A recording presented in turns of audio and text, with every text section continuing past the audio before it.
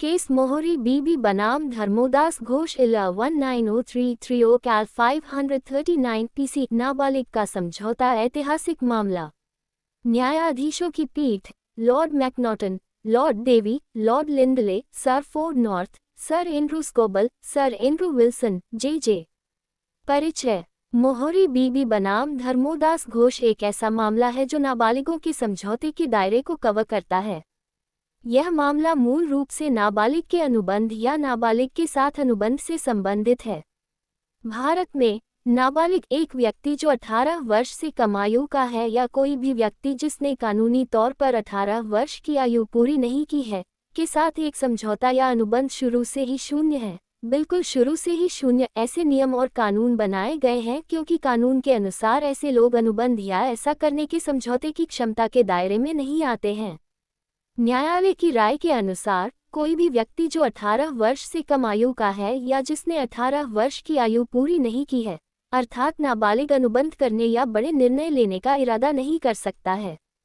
इस मामले ने हमें मूल रूप से यह ज्ञान प्रदान किया है कि चूंकि नाबालिग कानूनी रूप से अपनी सहमति देने में अक्षम है, इसलिए उन्हें अन्य वयस्क व्यक्तियों के साथ अपने व्यवहार में सुरक्षा के लायक होने या प्रदान किए जाने की आवश्यकता है। इस मामले के बाद नाबालिग के साथ किसी भी तरह का संपर्क या समझौता शुरू से ही शून्य था। ऐसे अनुबंध शुरू से ही शून्य हैं। इस मामले में प्रिवी काउंसिल ने कानून घोषित किया कि नाबालिग द्वारा कोई भी संपर्क या किसी नाबालिग का समझौता बिल्कुल शून्य है और इसका सख्ती से पालन भी किया गया है और अभी भी बढ़ रहा है। भारतीय संपर्क अधिनियम 1872 की धारा 10 ये बताती है कि कौन से समझौते अनुबंध हैं, और धारा 11 ये प्रदान करती है कि एक व्यक्ति जो अनुबंध करने में सक्षम है। तथ्य। इस मामले के तथ्य इस प्रकार थे। 1. धर्मदास घोष इस मामले में प्रतिवादी थे। वह नाबालिग थे, यानी 18 वर्ष की आयु पूरी नहीं की थी, और वह अपनी अचल संपत्ति के एकमात्र मालिक थे। कलकत्ता उच्च न्यायालय ने धर्मदास घोष की मां को उनके कानूनी संरक्षक के रूप में अधिकृत किया था। 2. जब उन्होंने अपनी अचल संपत्ति के बंधक के लिए आवेदन किया, जो अपीलकर्ता यानी ब्रह्मोदत्ता के पक्ष में किया गया था, तब वह नाबालिग थे और उन्होंने ये बंधक विलेख 20,000 रुपये में 12% प्रति वर्ष ब्याज दर पर सुरक्षित किया था। 3. ब्रह्मोदत्ता जो उस समय एक साहूकार थे और उन्होंने 20,000 रुपये का ऋण या राशि सुरक्षित की थी, और उनके व्यवसाय का प्रबंधन केदारनाथ के नियंत्रण में था, और केदारनाथ ने ब्रह्मोदत्ता के वकील के रूप में काम किया था। 4. धर्मदास घोष की मां ने ब्रह्मोदत्ता को एक अधिसूचना भेजी जिसमें उन्हें धर्मदास घोष की नाबालिगता के बारे में उस तारीख को सूचित किया गया जिस दिन बंधक विलेख शुरू हुआ था, लेकिन वास्तव में प्रदान किया गया ऋण का अनुपात या राशि 20,000 रुपये से कम थी। 5. प्रतिवादी का वार्ताकार या प्रतिनिधि, जिसने वास्तव में साहूकार की ओर से कार्य नहीं किया, ने वादी को धन या राशि दी, जो कि नाबालिग था, और उसे वादी की अनुबंध करने या उसमें प्रवेश करने की अक्षमता के बारे में पूरी जानकारी थी, और यह भी कि वह कानूनी तौर पर अपनी संपत्ति, जो उसकी थी, को गिरवी रखने में अक्षम था। 6. उसके बाद 10 सितंबर 1895 को धर्मोदास घोष ने अपनी मां के साथ मिलकर ब्रह्मोदत्ता के खिलाफ ये कहते हुए कानूनी मुकदमा या कार्रवाई की कि धर्मोदास द्वारा किया गया बंधक उस समय शुरू किया गया था जब वह नाबालिग या शिशु था, और इसलिए ऐसा बंधक शून्य और अनुपातहीन या अनुचित था, और जिसके परिणामस्वरूप इस तरह के अनुबंध को रद्द या विखंडित किया जाना चाहिए। 7. जब ये याचिका या दावा प्रक्रिया में था, ब्रह्मोदत्ता की मृत्यु हो गई थी और फिर अपील या याचिका पर उनके निष्पादकों द्वारा मुकदमा चलाया गया या उन पर अभियोग लगाया गया। 8. वादी ने तर्क दिया या सामना किया कि ऐसे मामले में उन्हें कोई छूट या कोई सहायता नहीं मांगी जानी चाहिए क्योंकि उनके अनुसार प्रतिवादी ने धोखे से या बेईमानी से उनकी उम्र के तथ्य की गलत व्याख्या की थी, और क्योंकि प्रतिवादी यानी धर्मोदास घोष के अनुरोध पर बंधक रद्द किया जाता है। उठाए गए मुद्दे। इस मामले में उठाए गए मुद्दे थे। 1. क्या भारतीय संविदा अधिनियम 1872 की धारा 2, 10, 11 के अंतर्गत विलेख शून्य था या नहीं? 2. क्या प्रतिवादी ऐसे विलेख या बंधक के तहत उसके द्वारा प्राप्त ऋण की राशि वापस करने के लिए उत्तरदायी था या नहीं? 3. क्या प्रतिवादी द्वारा शुरू किया गया बंधक शून्यकरणीय था या नहीं? फैसला। 1. ट्रायल कोर्ट के फैसले के अनुसार ऐसा बंधक विलेख या अनुबंध जो वादी और प्रतिवादी के बीच शुरू किया गया था, शून्य था क्योंकि यह उस व्यक्ति द्वारा पूरा किया गया था जो बंधक के निष्पादन के समय एक शिशु था। 2. जब ब्रह्मोदत्ता ट्रायल कोर्ट के फैसले से संतुष्ट नहीं हुए तो उन्होंने कलकत्ता उच्च न्यायालय में अपील दायर की। 3. कलकत्ता उच्च न्यायालय के फैसले के अनुसार वे ट्रायल कोर्ट द्वारा दिए गए फैसले से सहमत थे और इसने ब्रह्मोदत्ता की अपील को खारिज कर दिया। 4. बाद में वे अपील के लिए प्रिवी काउंसिल गए और बाद में प्रिवी काउंसिल ने भी ब्रह्मोदत्ता की अपील को खारिज कर दिया और माना कि नाबालिग और वयस्क व्यक्ति के बीच किसी भी तरह के अनुबंध की मांग नहीं की जा सकती है।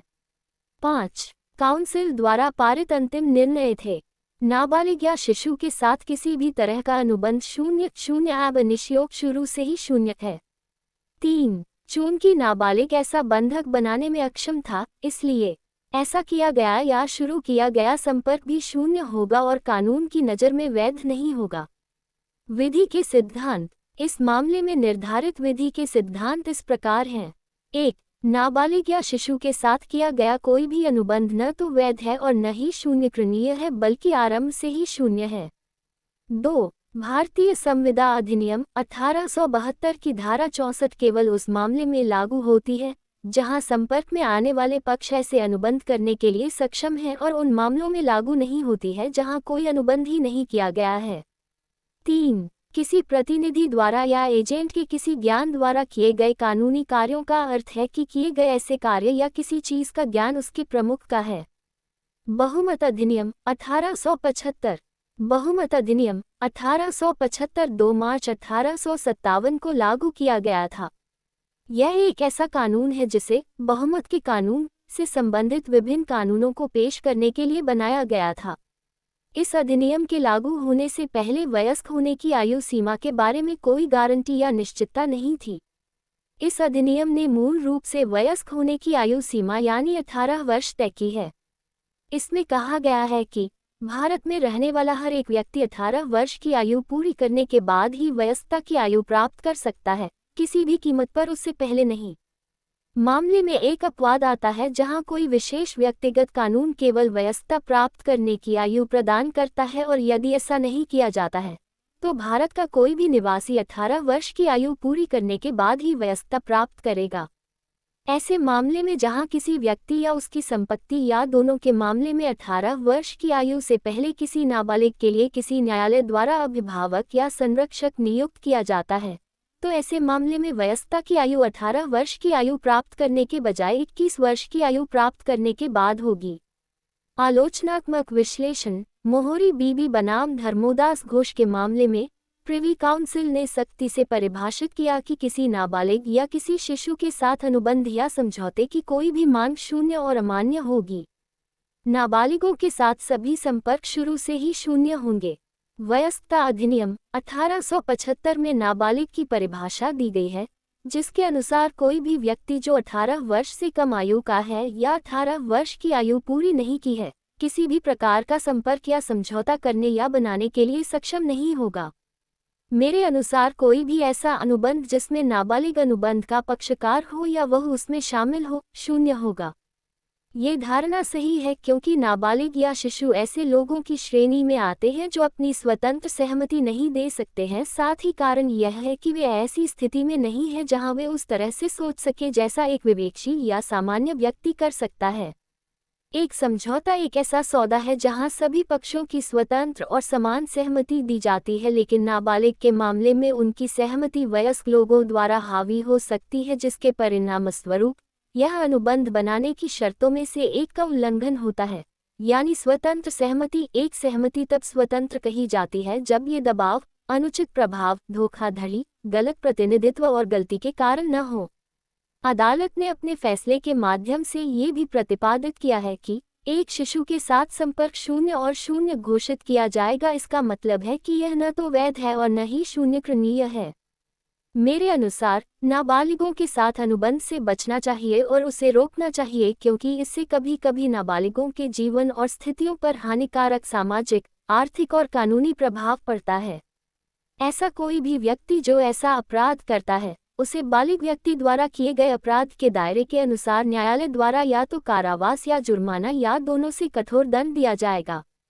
निष्कर्ष। मोहरी बीबी बनाम धर्मोदास घोष में अंत में यह निष्कर्ष निकाला जा सकता है कि कोई भी समझौता या कार्य जिसमें नाबालिग पक्षकार है या किसी भी तरह से ऐसे संपर्क में शामिल है, ऐसा कार्य या समझौता शून्य और अमान्य घोषित किया जाएगा, क्योंकि ऐसा समझौता कानून की नज़र में कोई समझौता नहीं है। किसी शिशु के साथ किया गया कोई भी समझौता उसके खिलाफ नहीं चलाया जा सकता। ऐसे मामलों में नाबालिगों के माता पिता या संरक्षक नाबालिग द्वारा उनकी सहमति या ज्ञान के बिना किए गए व्यवहार के लिए उत्तरदायी नहीं होंगे, लेकिन माता पिता और अभिभावक उस राशि को वापस चुकाने के लिए उत्तरदायी होंगे जब नाबालिग या शिशु ने अपने माता पिता या उसके संरक्षक की सहमति से काम किया हो। यदि किसी नाबालिग को शून्य अनुबंध से कोई लाभ हुआ है तो उसे इसे वापस प्रतिपूर्ति करने या इसके लिए मुआवजा देने के लिए मजबूर नहीं किया जा सकता है। एंड नोट्स 1 ILR 190330 कैल 539 PC 2 शुरू से ही 3 सभी समझौते संपर्क है यदि वे अनुबंध करने में सक्षम पक्षों की स्वतंत्र सहमति से, वैध विचार के लिए और वैध उद्देश्य के साथ किए जाते हैं और कानून द्वारा स्पष्ट रूप से शून्य घोषित नहीं किए जाते हैं। 4 प्रत्येक व्यक्ति अनुबंध करने के लिए सक्षम है जो उस कानून के अनुसार वयस्कता की आयु का है जिसके वह अधीन है, और जो स्वस्थ दिमाग का है और किसी भी कानून द्वारा अनुबंध करने से अयोग्य नहीं है जिसके वह अधीन है। 5 सभी समझौते संपर्क है यदि वे अनुबंध करने में सक्षम पक्षों की स्वतंत्र सहमति से, वैध विचार के लिए और वैध उद्देश्य के साथ किए जाते हैं और कानून द्वारा स्पष्ट रूप से शून्य घोषित नहीं किए जाते हैं। 6 हर व्यक्ति अनुबंध करने के लिए सक्षम है जो उस कानून के अनुसार वयस्कता की आयु का है जिसके वह अधीन है और जो स्वस्थ दिमाग का है और किसी भी कानून द्वारा अनुबंध करने के लिए योग्य नहीं है जिसके वह अधीन है। 7 जब कोई व्यक्ति जिसकी इच्छा पर एक अनुबंध शून्य करणीय है इसे रद्द कर देता है तो अन्य पक्ष को उसमें निहित किसी भी वादे को पूरा करने की आवश्यकता नहीं है जिसमें वह एक प्रतिज्ञा करता है। शून्य करणीय अनुबंध को रद्द करने वाले पक्ष ने यदि इस तरह के अनुबंध के दूसरे पक्ष से इसके तहत कोई लाभ प्राप्त किया है तो ऐसा लाभ उस व्यक्ति को वापस कर देगा जिससे ये प्राप्त हुआ था। 8 कोई भी व्यक्ति जो 18 वर्ष से कम उम्र का है। 9 भारतीय अनुबंध अधिनियम 1872 की धारा 14। 10 भारतीय अनुबंध अधिनियम 1872 की धारा 15। 11 भारतीय अनुबंध अधिनियम 1872 की धारा 16। 12 भारतीय अनुबंध अधिनियम 1872 की धारा 17। 13 भारतीय अनुबंध अधिनियम 1872 की धारा 18। 14 भारतीय अनुबंध अधिनियम 1872 की धारा 20, 21 और 22। गाइस तो कैसा लगा आपको ये वीडियो अच्छी लगे तो लाइक करें, शेयर करें और चैनल को सब्सक्राइब जरूर करें। तो मिलते हैं ऐसे ही एक नेक्स्ट वीडियो के साथ, तब तक के लिए बाय बाय।